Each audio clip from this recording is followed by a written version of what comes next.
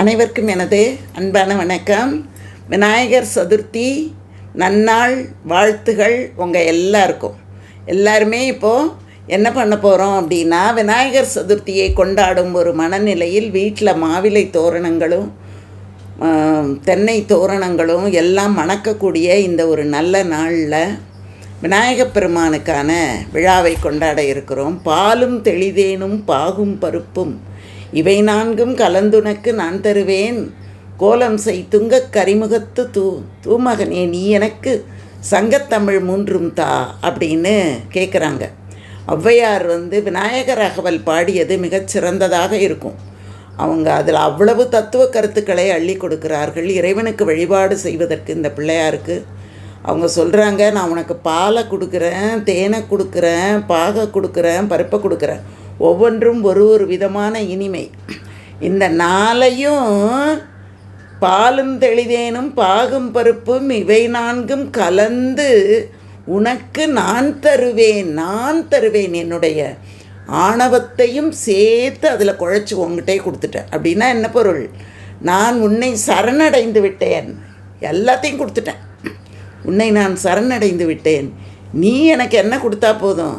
சங்கத்தமிழ் மூன்றும் கொடுத்தா போதும் அப்படின்னு விநாயகர் பெருமான்கிட்ட நான் உனக்கு நாளோட இன்னொன்னையும் குழைச்சி கொடுக்குறேன், நீ எனக்கு 3 கொடு போதும் அப்படின்னு தமிழை விநாயகப் பெருமானிடத்திலே வாங்கி ஔவையார் விநாயகர் அகவலை பற்றி அவ்வளோ சொல்வாங்க. இந்த அவங்க விநாயகர் பூஜை செய்து கொண்டிருக்கும்போது சேரமான் பெருமாள் நாயனாரும் சுந்தரமூர்த்தி சுவாமிகளும் கைலாயத்தை நெருங்கி கொண்டிருந்தார்களாம். அப்போ ஔவையார் வேகமாக பூஜை பண்ணாங்களாம். பூஜை பண்ணும்போது விநாயகர் கேட்டாராம், என்ன அவசரம், இவ்வளோ வேகமாக பூஜை பண்ணுறியே நீ அப்படின்னு ஔவையாரை பார்த்து கேட்கும்போது ஔவையார் சொன்னாங்களாம், சுந்தரமூர்த்தி சுவாமிகளும் சேரமான் பெருமாள் நாயனாரும் கைலாசத்தை நோக்கி போய்கிட்டு இருக்காங்க, அதனால தான் நானும் வேகமாக பூஜை பண்ணிவிட்டு ஓடலான்னு பார்க்குறேன் அப்படின்னு சொன்னாங்களாம். அப்போது இவர் சொன்னாராம், விநாயகர் சொன்னாராம், நீ கவலைப்படாத, அவங்களுக்கு முன்னால் உன்னை நான் அங்கே கொண்டு போய் சேர்க்கிறேன், நீ பூஜை செய்கிறத செய் அப்படின்னு சொன்னாராம். அந்த மாதிரி அவர்கள் பூஜை செய்து முடித்தவுடனே தன்னுடைய துதிக்கையாலே ஔவையாரை கைலாசத்துக்கு சேரமான் பெருமாள் நாயனாருக்கு முன்னால் சுந்தரமூர்த்தி சுவாமிகளுக்கு முன்னால் கொண்டு போய் சேர்த்ததாக ஒரு வரலாறு நமக்கு சொல்லுகிறது. அந்த அளவுக்கு பிள்ளையார் மேலே நாம் பக்தி செலுத்தும்போது நாயன்மார்களை காட்டிலும் முன்னால் இருக்கக்கூடிய ஒரு இடத்துக்கு நம்மளை விநாயகப் பெருமான் கொண்டு போய் சேர்ப்பார். விநாயகர் பிள்ளையார் அப்படின்னு சொன்னாலே குழந்தைகள் அத்தனை பேருக்கும் பிடித்தவர் தான் அவர். நம்முடைய 6 வகை சமயங்களிலே என்ன முதல்ல நம்ம கொண்டாடுவது காணாபத்தியம். 6 வகையான வழிபாடு இருக்குது. காணாபத்தியம், சைவம், வைணவம், அப்புறம் சௌரம், கௌமாரம், சாக்தம். இதை நம்ம எப்படி சொல்லுவோம் அப்படின்னா, சைவம், வைணவம், அதுக்கப்புறம் காணாபத்தியம், கௌமாரம், சாக்தம், சௌரம் அப்படின்னு 6 வழிபாடு நாம் வச்சுருக்கோம். சிவனை வணங்குவது சைவம், பெருமாளை வணங்குவது வைணவம், காணாபத்தியம் அப்படிங்கிறது விநாயகப் பெருமானை மட்டுமே வணங்கக்கூடிய ஒரு வழி. அதுக்கப்புறம் சௌரம் அப்படின்னு சொல்லக்கூடியது சூரியனை வணங்கக்கூடியது, கௌமாரம் அப்படிங்கிறது முருகப்பெருமானை வணங்கக்கூடியது, சாக்தம் என்பது சக்தி வழிபாடு. இப்படி 6 வகையான வழிபாடுகள், 6 வகையான வழிகள் பக்தியிலே நமக்கு இருக்கிறது. இதில் நம்ம காணாபத்தியம் அப்படின்னு சொல்லக்கூடியது விநாயகப் பெருமானை பற்றி நாம் வழிபடக்கூடிய ஒரு முறை. இவரை வழிபடுவதற்கு என்று எதுவும் கிடையாது, எதை கொடுத்தாலும் வாங்கிக்குவார்.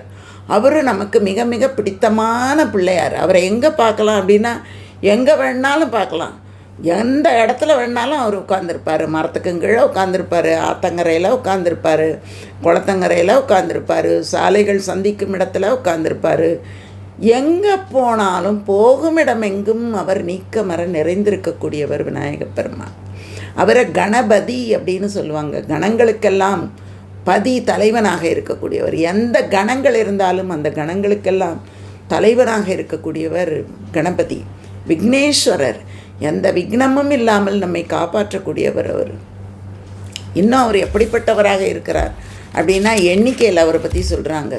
ஒரு கொம்பு அவருக்கு இருக்குது, 2 கொம்பு இருக்கிறது, அதில் ஒரு கொம்பு உடைந்து விட்டது.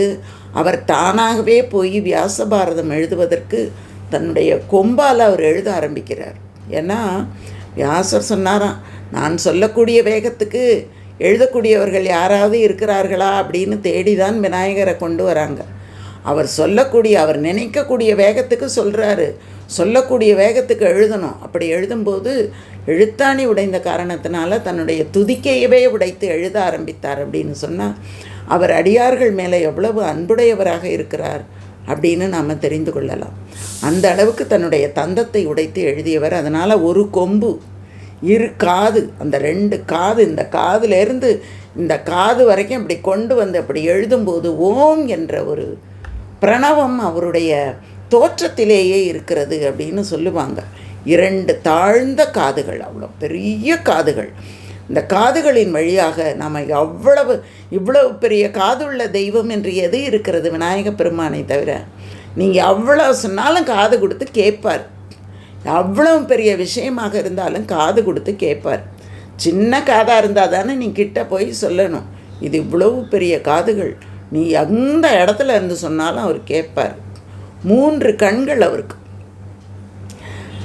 தோள்கள் 4 விதமான தோள்கள். ஏன்னா அவருக்கு 4 கரங்கள் இருக்குல்ல, அதனால் 4 விதமான தோள்கள், 5 கரங்கள் அவருக்கு.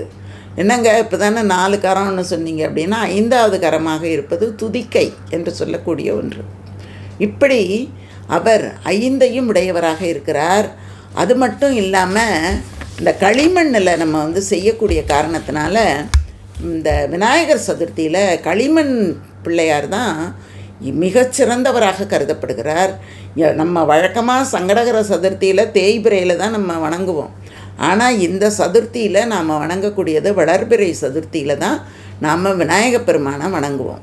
இதில் இன்னும் ஒன்று என்ன அப்படின்னா, இந்த களிமண் அப்படின்னு சொல்லக்கூடியது இந்த பூமியின் அம்சமாக இருக்கக்கூடியது. இந்த பூமியை வணங்குவதாகத்தான் இது முதல் பொருளாக, முதல் கடவுள் அப்படின்னு சொல்லக்கூடியது பூமி தான். அந்த பூமியை மையப்படுத்தும் விதத்தில் தான் அவருடைய வயிறு பூமியை போல பெரியதாக படைக்கப்பட்டிருக்கிறது. இந்த பூமியிலே முதலிலே தோன்றிய இனம் புல்லினம். அதனால தான் அருகம்புல் வாழ்த்தும்போது சொல்லுவாங்க, அருகு போல் வேரோடி நீ வாழணும் அப்படின்னு சொல்லுவாங்க. ஆள் போல் தழைத்து அருகு போல் வேரோட வேண்டும் அப்படின்னு ஆலமரத்துக்கும் கீழே இருக்கக்கூடிய விநாயகப் பெருமான் அது அருகு போல் தழைத்தல்னா அந்த அருகம்புல்லுக்கு வேறு எங்கே இருக்கும்னு சொல்ல முடியாது. எல்லா இடங்களிலேயும் ஒரு சின்ன இடம் கிடச்சாலும் அந்த அருகம்புல் வளர்ந்து கொண்டே இருக்கும். அந்த மாதிரி பூமியிலே முதலிலே தோன்றியது புல். அந்த புல் என்று சொல்லக்கூடிய ஓர் அறிவு உயிரினம், அந்த உயிரினம் தோன்றக்கூடியது தான் இந்த களிமண் என்பதை உணர்த்தும் விதத்தில் தான் விநாயகப் பெருமானை களிமண் உருவத்தில் படைக்கிறாங்க. அதுக்கான சில இலக்கணங்கள் சொல்கிறாங்க. ஆனால் பிடித்து வைத்தால் பிள்ளையார் தான். அதுக்கு எந்த இலக்கணமும் தேவையில்லை. இப்படி தான் இருக்கணும், அப்படி தான் இருக்கணும்னு அவசியம் இல்லை. அவர் விலங்கு வடிவமான தலை உடையவராக இருந்தாலும் விலங்கிலே மிக உயர்ந்த, மிக ஞானம் பொருந்திய, மிக நுட்பமான அந்த யானையை தான் அவர் தன்னுடைய தலையாக வைத்திருக்கிறார் அப்படின்னு சொன்னால் இந்த யானையினுடைய சிறப்பை சொல்லி மாளாது. அதனுடைய துதிக்கை கீழே கிடக்கக்கூடிய ஒரு மெல்லிய ஊசியை கூட எடுக்கும் ஆற்றல் பொருந்தியது அப்படின்னு சொன்னால் ஒரு சாதாரண ஒரு அற்பமான ஒரு ஜீவனாக இருந்தாலும் அது அவரை சரணடையும் போது அந்த ஜீவனையும் உயர்த்திவிடும் ஆற்றல் விநாயகப் பெருமானுக்கு இருக்கிறது அப்படிங்கிறத உணர்த்தும் விதத்தில் தான் அந்த துதிக்கை அமைந்திருக்கிறது. அதனால் அதில் விலங்கினம் இருக்கிறது, மனித இனம் இருக்கிறது, தேவர் இனம் இருக்கிறது. எல்லா இனங்களையும் வணங்கக்கூடிய வழிபாடாக பிள்ளையார் வழிபாடு இருக்கிறது. அதனால் இந்த பிள்ளையார் வழிபாட்டில் பிள்ளையாரை நினைத்து நாம் வணங்கும்போது காரியம் யாவும் கைகூடும். அவர் சித்தி விநாயகராக இருக்கிறார். நினைப்பதையெல்லாம் தரக்கூடிய ஆற்றல் பொருந்தியவராக இருக்கிறார். அவர் 32 மூர்த்தங்களாக வழிபாடு செய்கிறார்கள். இந்த மாதிரி பல்வேறு வடிவம் உடையவராக இருக்கிறார். வைணவத்துக்கு உரியவராக அவர் இருக்கும்போது அவரை விநாயக ஆழ்வார் என்று சொல்லுகிறார்கள். அது வைணவ மதத்துக்கும் உரியதாக இருக்கிறது. எல்லா விதமான மதங்களுக்கும் உரிய கடவுளாக விநாயகப் பெருமான் இருக்கிறார். இந்த நல்ல நாளிலே நாம் அந்த விநாயகப் பெருமானை வேண்டி வணங்கி எல்லா விதமான வரங்களையும் பெறுவோம். வரசித்தி விநாயகராக இருந்து அவர் வேண்டிய வரங்களையெல்லாம் நமக்கு தர வேண்டும் என்று இந்த நல்ல நாளிலே அவரை வாழ்த்தி வணங்குவோம். அனைவருக்கும் இனிய விநாயகர் சதுர்த்தி நல்வாழ்த்துக்கள். வாழ்க வளமுடன்.